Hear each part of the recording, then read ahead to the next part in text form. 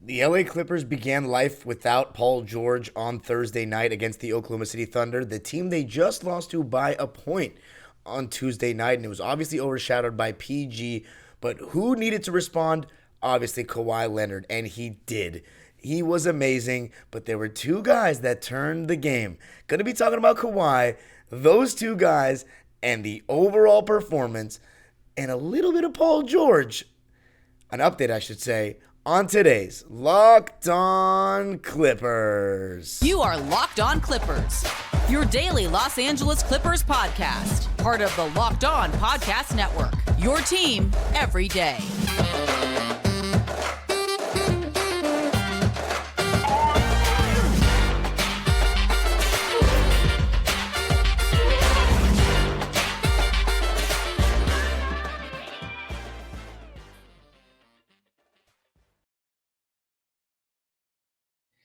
Yes, sir. You are locking in with the Clips. Thank you for making Locked On Clippers the first listen of your day, your team every day. I'm your host, Darian Vaziri, in my 18th season as a Clipper fan. You can also follow me on Twitter and Instagram at DimeDropperPod.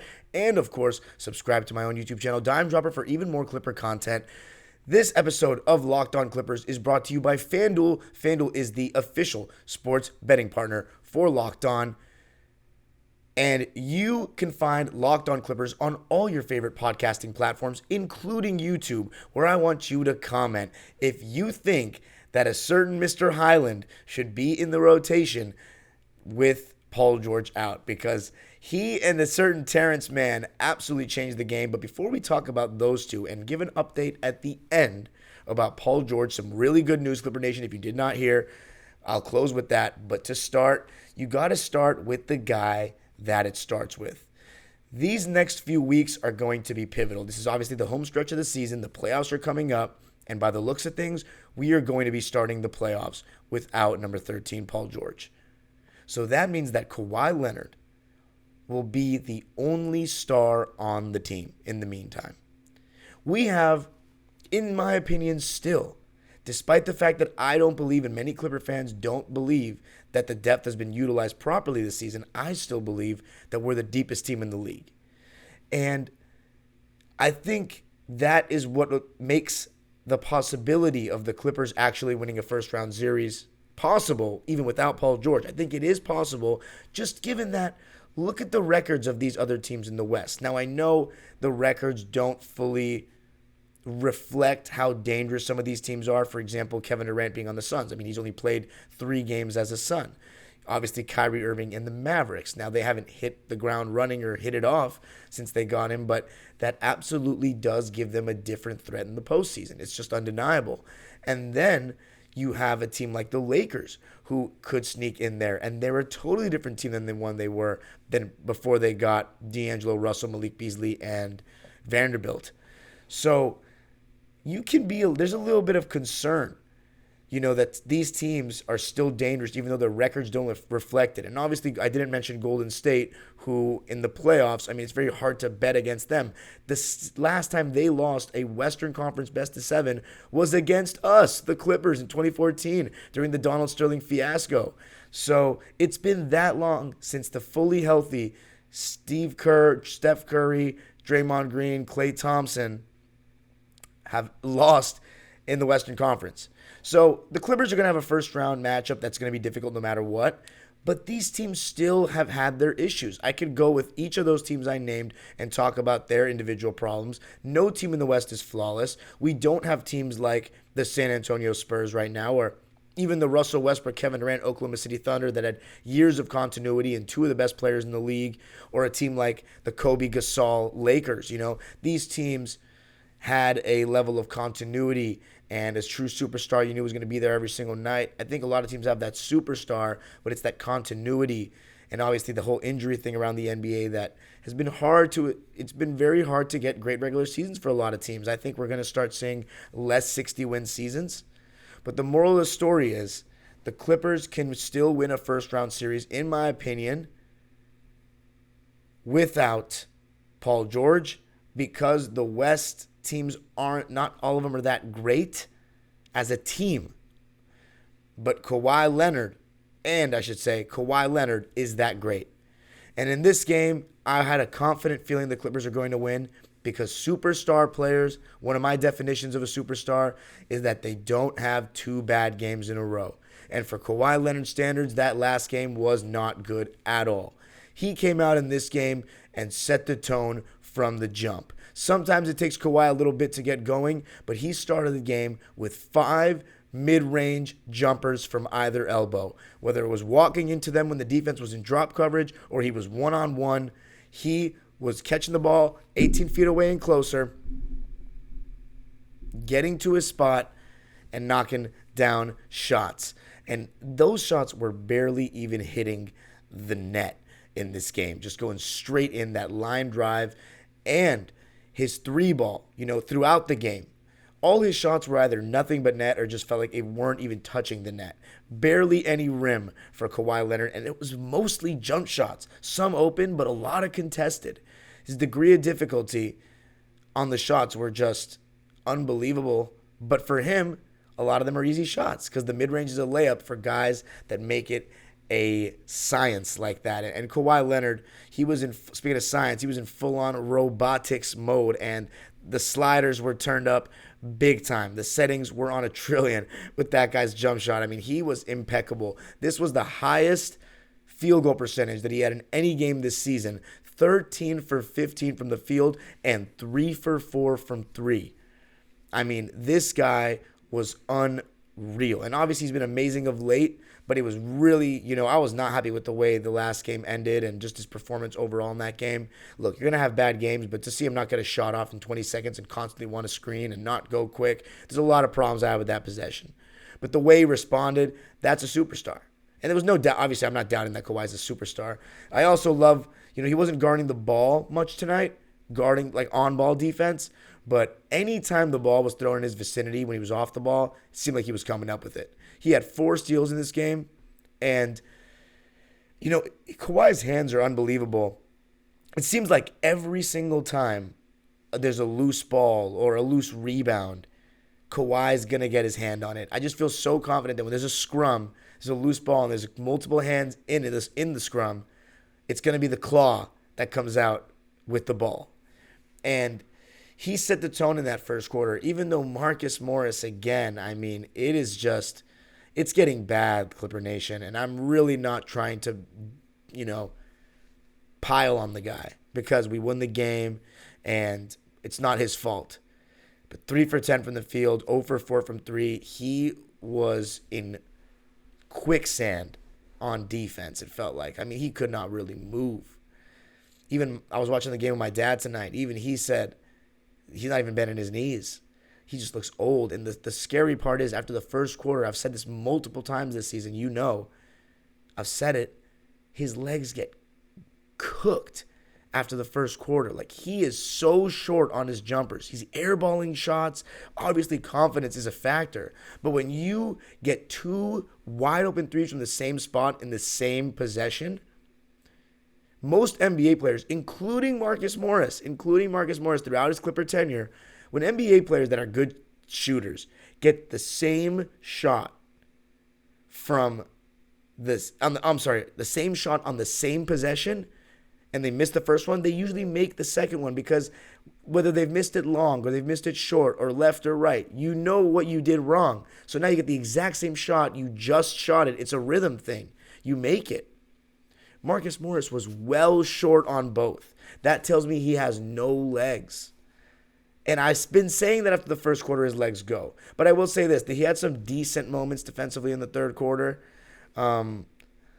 Against Josh Giddey, and one thing Senior does well is he's a big body, so like when people actually try to bully him or try to go into his chest, for the most part he can kind of hold his own in that respect, but he's too slow, and they were putting him in the action a good amount in this game. And SGA and Kawhi were battling in that first quarter in terms of just the scoring on either side, but the second quarter, Kawhi Leonard, it was a terrible quarter for the Clippers. The Clippers were up 36 to 29 after one. Obviously Kawhi played the whole thing. Second quarter, 25-18, the Thunder outscored the Clippers. It was obviously the worst quarter the Clippers had in the game. And Kawhi came in at like the 7-minute mark, and he didn't shoot once. And I don't care they didn't have spacing. You're 7 for 7, dude. You are a mid-range sniper. You don't need that much space. You're one-on-one a lot, even if you're 18 feet away. I mean, come on. That's on the coaching staff. That's also on Russell Westbrook for being the point guard, but mainly on Kawhi Leonard. If you need space, you get the ball and tell everybody to get out of the way. You have a voice too, man. And he didn't shoot at all. So the Clippers went into the break tied at 54. And, of course, Marcus Morris Sr. wasn't playing well. And Terrence Mann came in and was fantastic. I mean, he had 9 points in the first quarter straight off the bench. Getting to the basket, made his first three, got to the free throw line. But Marcus Morris, because, as I've talked about in several episodes past, he starts, so he gets 2 stints in each half more often than not, especially in the first half. Terrence Mann comes in for his 5-6 minutes, then he comes out. Then you put the starters back in because they just rested. So Senior, by starting, gets more minutes per half. And that's a problem when he's not doing enough. He's clearly the worst player in the rotation. And that's not being mean. That's just the honest truth. If you're seeing something differently and you disagree, please comment why. But the Clippers undoubtedly played better when he was not on the court in this game. And it's funny because the Clippers won by 22 and Marcus Morris Sr. was a -9. But here's the thing. I'm not going to go with the plus-minus I still think it's a somewhat flawed way of looking at things. Not somewhat, very flawed way of looking at things. Because, for example, Ivica Zubac was a -6, but he didn't play badly at all. He was just not very involved. And that's because Kawhi Leonard, for whatever reason, he made some amazing passes. But I've noticed he doesn't hit the roller a lot, Kawhi. I think I don't know if he's nervous about that pass. I'm happy, he's not turning the ball over. If he thinks that it's going to get stolen, then okay, don't make the pass. Because he's still finding shooters. But a lot of times, they're not wide open. The defender is still closing out well. But when you got guys like Terrence Mann, guys like Bones Highland, attacking closeouts, or Norman Powell, that changes everything. Paul George, when he's playing, obviously that changes everything. But Kawhi responded in the third quarter, picked up where he left off in the first, and was just draining everything. Pull-up threes. It was getting laughable at one point. It was getting laughable, the amount of shots he was hitting and how little rim was being touched on these shots. It was incredible. And Ty Lue actually took a risk. He started the fourth quarter with Kawhi after playing the entire third quarter, because he knew SGA was going out. And he thought, look, if we have momentum right now, Kawhi's hot. If we make a little push in these first 4 minutes, maybe Kawhi can rest and we just win the game and cruise. And that's exactly what happened. So I got to give Ty Lue a lot of credit for that. And speaking of Ty Lue, he didn't put Robert Covington in the rotation in this game, which we all thought he would. Instead, he went with Busy Bones Highland. And I'm going to be talking about the way he and Terrence Mann flipped the game on its head in the second half. But before I do that, I got to tell you about Nissan's most electric player of the week. And I'm going to go with Russell Westbrook this time. There's nobody on the Clipper roster that most resembles the 2023 Nissan Aria like Russ. When we talk about the electric factory, I think Russ has he might as well have a high voltage sticker on him. And not only that, he played for the Thunder. So he was absolutely electric. And there's nobody more fierce than Russell Westbrook on the Clippers. And the thing about the Nissan Aria, it delivers on duality. It's a combination of fierceness and elegance and beautiful but strong, just like Mr. Goatbrook. It's the perfect SUV crossover. The 2023 Nissan Aria packs pin you to your seat power and premium intelligence all in one electric vehicle. The all-new, all-electric 2023 Nissan Aria. The electric vehicle for people who love to drive. Shop now at nissanusa.com. All right. Apologies if I look really tired. I'm looking at myself in this. I look so tired right now. It's pretty late when I'm recording this. Shout out to you on your Friday morning, wherever you're listening, or Friday afternoon, or Friday night, or maybe even Saturday. But I appreciate the listen, as always. I try my best. I was out watching some of my kids that I coached playing a big game, and so I watched the game late. And I always make sure I record the game so I can watch the whole thing, so I can give you guys the best analysis possible. And plus, for myself, I don't like starting games in the middle. Even if I'm not live, I'll throw my phone in my room and just go watch the game, but without my phone, to avoid the score, avoid anybody texting me or going on Twitter, because I think every basketball game has a story. That story starts in the beginning, And you got to know everything about the story to make a full assessment, the way I like to make an assessment. But speaking of this assessment, the game changed in the third quarter, and obviously Kawhi Leonard was the catalyst. But when Eric Gordon and Russell Westbrook came out of the game in that third, and I have to say about Russell Westbrook, terrible first quarter. They were sagging off. He was missing shots, turning the ball over. Scored a lot in the second, but was still turning the ball over. Second half, amazing. Just very similar to what we saw in the last game.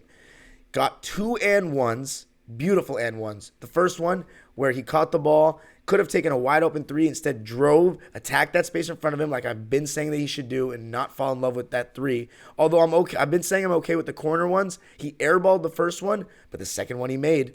And I love that he attacked and one with the left hand. And then you got an and one where SGA kind of wrapped him up and he threw it off the glass for a beautiful finish. And Russ just, he had that lob from Bones. He had a good half. And even though his defense was not as good as the last game, he still had moments where he was chasing SGA hard off those screens and trying to recover. And overall, he had a nice block as well. Overall, better defense than what we've seen for the majority of the games that he's been on the Clippers. If he can play with this kind of fight intensity on that end consistently, look, SGA is going to score. SGA is going to get around screens and keep Russ on his back and on his hip and get his buckets. He's averaging 31 points a game. He's doing it to everybody. The fact of the matter is you're asking Russell Westbrook at 33 years old to guard him for the most of the time whenever Terrence Mann's not in the game. And considering that Terrence Mann got 27 minutes, that means, that's another 21 minutes where Russell Westbrook is guarding SGA basically. That's an estimation, as the primary defender. That's not ideal, but he's still trying his best. So I got to give it to him. And in the third quarter, he was doing his thing as well. But the guys that turned this whole game around when Russ and Eric Gordon came out, and I thought EJ wasn't great again, so I expect a big game from him coming up. But 2 right-wing threes in the second quarter, got an and one as well in the third. But Terrence Mann and Bones Highland, the main thing they did was they got 2 feet in the paint consistently when they were in the game. And that's the reason why we brought Russ. But the difference is with Russ is the defenders are already sagged off so much, they're expecting the drive.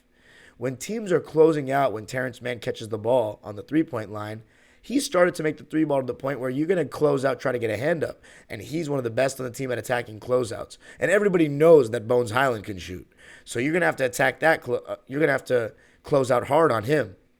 And between Kawhi Leonard, Terrence Mann, Bones Highland, and Russell Westbrook, they were doing a great job of drawing 2 defenders and making great passes on the kick out. But the thing about Bones and Terrence was they're young and they play with pace. They instantly make the Clippers a more athletic team. They make the Clippers a faster team. And they make the Clippers a more energetic team. Bones Highland has energy for days, enthusiasm for days. And for all the criticism that I've given Ty Lue this season, I have to give him credit on this. Bones Highland was disappointed with the Denver Nuggets coaching staff. Clearly everything soured. But when he came to the Clippers, he's been benched for a while now. And there was an article, I forget which beat writer wrote it, but they said that Ty Lue had honest conversations with Bones Highland and they, had mutual agreements or had a mutual agreement. And Bones Highland was ready. He was patient. He tweeted after the game that he was patient. Patience is a virtue, something along those lines. And that shows that Ty Lue's man management here was good. He got him to stay patient, didn't complain. Now, do I think he's going to be a part of the rotation when everyone's healthy? Right now, everyone's not healthy. So at this point, we're just taking it on a game-to-game basis. And there's no doubt in my mind that he's going to be playing that next game and should be. Because, obviously, I don't have to talk about his skill, his three-pointer, his ability to finish. But what I loved was his aggression. He was trying to get to the basket. And Bones has shown underrated passing chops so far. He had a nice left-handed pass. I know it was in garbage time to Rocco, but overall, great kickouts. And Terrence Mann, his passes at the baseline when he's under the basket or in the air, jump passing is not fundamental, and people discourage it because you can get caught in the air. But Terrence Mann, he makes some amazing jump passes and passes on the baseline. Just has a great knack. He also has that Euro step pass kickout he does. He just has a very high basketball IQ, and I forgot, going back and I was watching some of his college highlights. He played for Leonard Hamilton at FSU for 4 years. 4-year college player. Obviously, his mom played, and she's a coach now. Like, he comes from a family, or, he comes from a basketball background. He's been around people that really think the game. And he played college basketball for 4 years. That's why he cuts. That's why he does all these little things. I mean, it's so obvious that Terrence Mann makes the Clippers better. I don't have to keep saying it. But when you put him and Bones Highland out there together, and then Bones Highland, Terrence Mann, and Russ, you saw some pace, you saw athleticism. And one thing that was sticking out to me about Bones, this was the best defensive game he's had as a Clipper. His arms are very long. His closeout effort was great. He had a really nice block in the second half in the right corner, and then he had a steal just sticking his long arms out. I mean, Bones Highland, that's not something we had with Reggie Jackson. So even though I'm not going to say he's a good defender, but he's got length. And when he's trying hard, the great Willis Reed, rest in peace to the great Willis Reed. When I read his book, sucks that I'm saying that, rest in peace. But when I read his book, he had a quote somewhere around there that, defense, you can be taught to be playing better, to play better defense, but it's really if you want to play defense. It's all effort, 90%. And, Bones Highland has length. He may not be the best laterally, but if he gets into it, you guard, you're going to play. It's that simple. So the better you get at defending, the more playing time you ensure yourself going forward in your career. And Bones Highland, though, overall was just amazing. Pump faking, pulling threes. He had 4 threes in the game. And listen to this stat line for him. 16 points, 4 rebounds, 7 assists, 1 steal, 1 block, 1 turnover, on 6 for 13 from the field, 4 for 7 from 3 in 26 minutes of play, and he was a plus 32. Oh my goodness. He had a nice lob to Russ. It was kind of a low pass, but Russ did a great job improvising and finishing. Terrence Mann was incredible as well, getting to the basket, making plays, attacking closeouts, drawing 2 defenders when he gets 2 feet in the paint. 14 points, 4 rebounds, 3 assists, only 1 turnover. And the Clippers had 10 turnovers in the first half, only 3 in the second half. Terrence was 4 for 10, so he didn't shoot too well from the field. But he does all the little things, comes up with loose balls, defends better than other players on the team. Not saying he's locked down, but he defends better than others on the team. Contests shots, does all the little things. And Nico Batum. I've been begging for a good Nico shooting game, and this was the one. He was the beneficiary of all the driving kicks from Bones Highland in the pick and roll, from Terrence Mann attacking closeouts, from Kawhi Leonard drawing 2 defenders coming off screens and just doing his thing. He was hitting. 4 for 6 from 3. Those were all the shots he took. 12 points, 2 rebounds, 3 assists, 2 steals in 19 minutes. Great game from Nico, one of his best in a while. And he was a plus 34, which is the highest of any player. It's one of the highest plus minuses I've heard of in a Clipper game in a long time. Clippers win it 127 to 105. They move on to 39 and 35 on the season, 20 and 17 at home. The Thunder are now under 500 again at 36 and 37. And coming up, going to talk about Mason Plumlee, Ivica Zubac, how I thought they played. Didn't even read Kawhi's stat line yet. And an update on Paul George that can give you some hope. But before I do that, I got to talk to you about Ibotta. We're always throwing money at something. Kids' school supplies, a new house project, the list goes on. It's time to stop spending your hard-earned money without getting anything in return. Enter Ibotta. You can earn cash back on every shopping trip. Ibotta gives you cash back on hundreds of grocery items from produce to personal care to pantry goods. Either link your loyalty account or upload your receipt after you shop and get your cash back.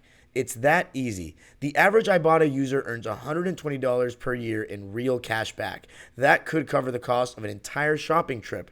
Or you could use your cash back to buy that flight you've been eyeing, that game you're dying to go to, or the fancy dinner you've been craving. A typical basket of groceries was over $50 more expensive at the end of 2022 than the beginning of the year due to inflation. You could earn 2.5 times that in cash back from Ibotta, or even more depending on how much you use Ibotta.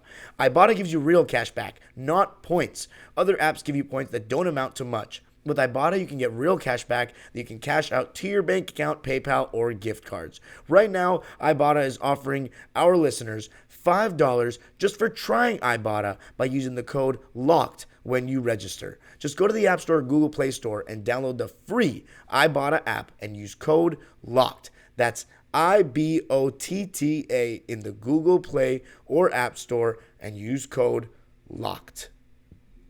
All right, so the Clippers win it 127-105. It's been a while since we got in a blowout, huh? Kawhi Leonard, 32 points, 6 rebounds, 6 assists, 4 steals. Pretty sure he had 30 points at the end of 3 quarters. 13 for 15 from the field, 3 for 4 from deep in 35 minutes. He was absolutely incredible. Russell Westbrook, 24 points and 7 assists. So he didn't have any turnovers in the second half, I don't believe. I know he had at least 3 in the first half, but 4 turnovers, which isn't great. But 24.7 assists and very efficient. 8 for 13 from the field, 2 for 4 from 3. So you love to see that from Russ. Thought he was awesome in the second half, and the second half is where the Clippers took control by outscoring the Thunder 73-51. I mean, their offense just exploded and defensively started getting some stops. I mean, they're a better team. Shai Gilgeous-Alexander still got his 30 on 66% shooting, by the way, 10 for 15 from the field. Unreal. And he's so good at getting to the line. But overall, the Clippers are just a better team. It's hard to beat a team 2 times in a row, especially on the road. The Thunder did win the season series against the Clippers 3-1, and that really makes me mad, obviously, because I'm still disappointed the Clippers didn't win at least one of those games in Oklahoma City early on in the season. It was just a lack of seriousness and urgency at that time. But the Clippers shot 56% in this game, 48.6% from 3, 18 for 37. I mean, that's amazing. And the Clippers are due for a game like that. I mean, we've been one of the best three-point shooting teams for a while, but we haven't had as many of these games as we had even last season, second half of the season, and in 2021. But Thunder only shot 33% from 3, and the Clippers overall with a big win, 34 assists in the game to 24 for the Thunder, and needed the win very badly. But some good news, Paul George. So they came out with the news since I did the last episode that he's going to be reevaluated in 2 to 3 weeks. Now, reevaluated doesn't mean he's going to come back in 2 to 3 weeks, but at least we're not hearing that it's, extremely serious, like he's out for the season. But it makes me nervous because Kawhi Leonard's injury 2 years ago was listed as a knee sprain, and we didn't know that he was coming back. And then later we found out that it was an Achilles injury. So that, and plus the Clippers, like in this Lawrence Frank era, they've kept everything incognito. So, and they haven't necessarily been the most honest with fans. I mean, remember, Kawhi had a setback early on in the season, and they kept doing the whole day-to-day thing. Instead of saying, look, Kawhi's going to be out for 2 to 3 weeks, he had a setback. We would have not been as angry as fans. Because then you're like, I don't know, maybe it's to make them keep buying tickets. I don't know. But point is that Paul George, the news initially was good, but I don't necessarily trust the Clippers medical staff. However, more information was released that there's no ligament damage and he probably won't have to get surgery. So that is an amazing sign. That was reported on Thursday. And it sounds like Paul George may return in the first or second round. It's going to be tough for him to return in the middle of the playoffs and try to get his rhythm back coming off an injury, especially one that looked that bad. But in his Clipper tenure, maybe not in the first year, but in 2021 and last year when he was out for 50 games, he came back, and this year as well, he came back like he hadn't missed a day. So that makes me a little more confident. But the point is, it's good news. It's not as bad as we thought. And, hey, man, the Clippers got to keep winning games, and then you never know. You just never know. Paul George comes back. We'll see. The Clippers win. That's the most important thing. Thank you for making Locked On Clippers your first listen today. Now make your second listen game-to-game NBA. Every moment, every top performance, every result. Locked On Game-to-Game covers every game from across the NBA with local analysis that only Locked On can deliver. Follow Game-to-Game on Locked On NBA, available on the Odyssey app, YouTube, and wherever you get your podcasts. Let me know if you think Bones Highland should be in the rotation going forward. The age-old proverb continues, go Clippers.